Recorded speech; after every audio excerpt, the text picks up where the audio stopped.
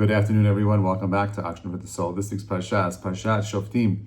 Parsha begins with the pasuk Shoftim v'shotrim titen lecha b'chol sha'arecha, and it's a very straightforward pasuk. Judges, guards in your gates. The Parsha itself is a Parsha that deals with the Jewish people preparing themselves to enter into the land of Israel, setting up a king, specifically the laws surrounding a king, building a just society, wiping out Amalek. And building the Beit HaMikdash, building a temple for God. But this interesting beginning, Shoftim v'shotrim titen lecha b'chol sharecha, we know that Parshat Shoftim is always the first Parsha that is read in the month of Elul. It is the sixth month of the year. It is a month that always precedes Rosh Hashanah. And there are lots of Chachamim point out that this pasuk is very symbolic, right? Because of the connection to the year. They suggest that maybe the words of Shoftim v'shotrim titen lecha, right? You got to put for yourself, not in the singular, not lechem, right? Not in the plural. It says lecha, for yourself. You need to guard your eyes. You got to, in the same way you need to have Shoftim and Shotrim, you got to do whatever you can to make sure you stop listening to Lashon Hara, guard those openings in your body, and do whatever you can to protect themselves from falling into sin. Now, there's another idea that maybe we know the difference between a shofet and a shoter. A shofet is a judge and a shoter is a police officer. While the shofet is the guy that makes the decisions, the shoter, the officer, is the one who's enforcing it, right? The legal arm of the court. And therefore, so too in our lives, we have to figure out a way of implementing and carrying out those decisions. Two parts. It's one thing to know something. It's a whole other thing to go ahead and implement it.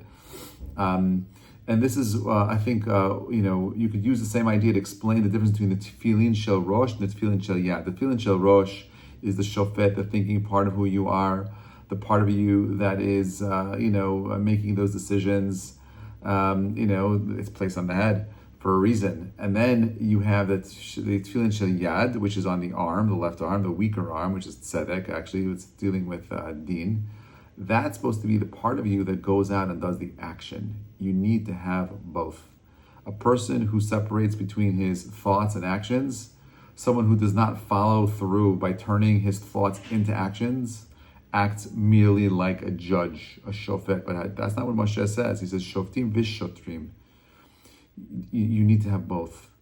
He is someone who's going to lose in a spiritual battle, right? A preparation for Rosh Hashanah, we should begin evaluating how we use our gates, our eyes, our ears, our nose, our mouths, how we use these objects, these special faculties, to develop and engage ourselves in the world of materialism and spirituality. How we use the gates of our body to interact with others and ensure that they are used to bring us closer ultimately to Borei Olam. And when we are closer to Borei Olam, my friends, we are really closer to the best version of ourselves. So what kind of a society, do Jews want to create? What kinds of leaders do we have to appoint? We're talking about the ethics and the moral responsibility that we have. We're talking about building a society. And that's why the pasuk says very clearly, it says, tzedek tzedek tirdof laman tichyeh, right? We want you to go ahead and choose justice, not once. And this is, whenever I see a double lashon, I often think about the guy who's saying it, Moshe. And Moshe was a stammerer. So is this just him stuttering? Chas v'shalom. He's emphasizing. This is the Torah's way of highlighting, bolding, italicizing, quoting, tzedek tzedek tirdof laman tichyeh. Hashem wants us to pursue a life of justice. Why? Leman tichyeh. In order for us to live. And then if we do this, if we could live and we're pursuing justice, you will then be in a position to possess the land that Hashem is going to give you, right? So Rashi says, the merit of appointing decent judges is worthy of us keeping the land of Israel and settling it on the land, and therefore it's all tied together. And it's just, these words were given to us 3,300 years ago, and they ring so true. The amount of unfortunate corruption that happens in Israel. We won't hold on to the land of Israel if we don't pursue truth and justice. The Gemara says in Pesachim on Daf Chet Amud Aleph, one who says, I'm giving this coin to tzedakah so that my son may live, or so that I may get into Olam Haba, such a person is considered a completely righteous person. That person is a tzaddik. In other words, it is permitted and even praiseworthy to give tzedakah if one is motivated by these personal considerations. Right? And where do we get this idea from? From right here. The pasuk says, tzedek tzedek tirdof, leman tichyeh. Right? It says it twice, so you will live.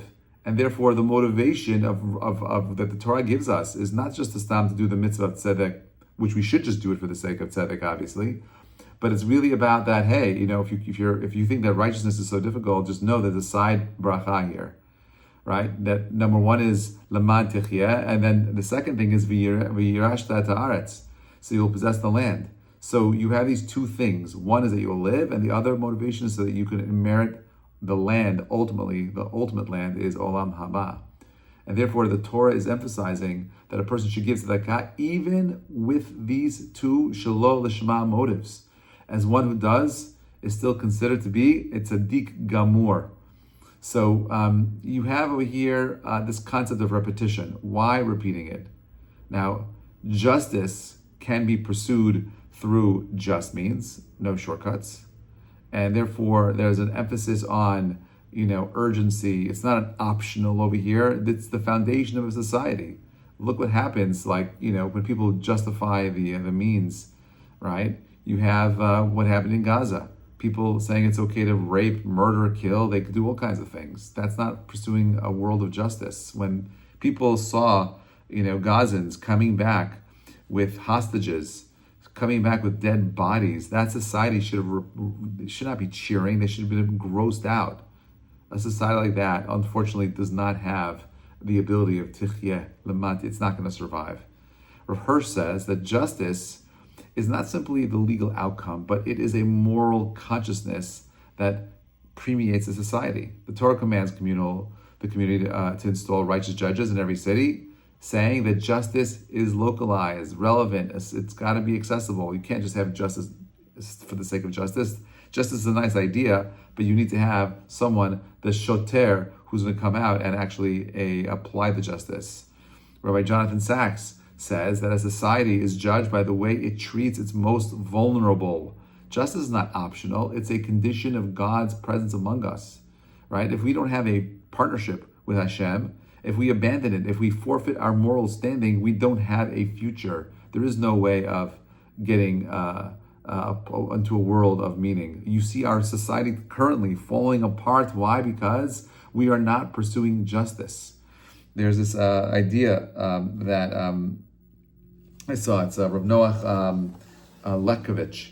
He says that truth has a value only if one seeks it for its own sake. One who seeks truth for ulterior motives degrades truth. The Torah, therefore, exhorts us to say, seek truth truthfully. This is what the Rambam says. The Rambam says very clearly, this is in Hilchot Teshuvah, Perek Yud, Halacha Bet. He says over there that a person who serves Hashem out of true love, with the following words: one who serves him out of love is involved with Torah study and mitzvot and follows the path of knowledge. He does so for no worldly gain, not out of fear of punishment, not out of desire for heavenly reward, or rather, why? Because he is pursuing truth. That is what we want, a life of truth. To be a Jew means not to live a life of superficiality, but chas v'shalom, but rather to have a clear moral compass that is seeking true truth. Now, when you think about it, the concept of tzedek, right? Tzedek tirdof. The justice is something that is expressed by the left hand. Kindness, chesed, is expressed by the right hand. So you have the right hand, chesed, the stronger hand, go out and do tzedakah. As a matter of fact, from this concept of tzedek tirdof, there's an idea that you're supposed to give tzedakah before tefillah and after tefillah, right? And that's the proper way to give tzedakah, right? Two different types of tzedakah. One that protects a person from an unnatural death, laman techiyah, and one that refers to this greater olam haba. You have to do both in the beginning and the end. This is one opinion, obviously. But if you think about it, the left hand is righteous, but the left hand is also where the lev is, right? Where the heart is. Why would you put the tzedek, justice, on the left side, which is the lev, which I would imagine is more connected to the right? And the answer is, it has nothing to do with how you experience it. It has to do with how you're experiencing with somebody else. When you're standing in front of somebody else, your heart is at their right side, right? And their heart is on your right side. Together, right, it creates this equilibrium. Ultimately, tzedek is supposed to bring us to a place of peace. If we don't have justice, if we don't have a law with true moral considerations, it falls apart. Which is why, by the way, in this week's parsha, not an accident, we talk about the concept of a melech, appointing a king for yourself. A king in Judaism can't have too many horses. Why have all these restrictions? He's got to carry a Sefer Torah with him. Why? To remind him that he can't make any laws on his own. All he's there is to be an enforcer of the Torah laws, right? He's not sovereign, but he's a servant of the law, a servant of halacha. He is, leadership over here is ultimately about humility. The crown of Torah rests above, right? The three crowns that are mentioned at Keter Malchut, Keter Kehuna, Keter Torah. Torah is the highest of the crowns. Who cares about being a melech? The purpose of mentioning a melech in this week's parsha is because a melech, if he is unchecked, if he does not create a society of justice, that malchut is useless. And therefore, we're reminding ourselves that if we're building a society, it has to be one built on laws, built on governance.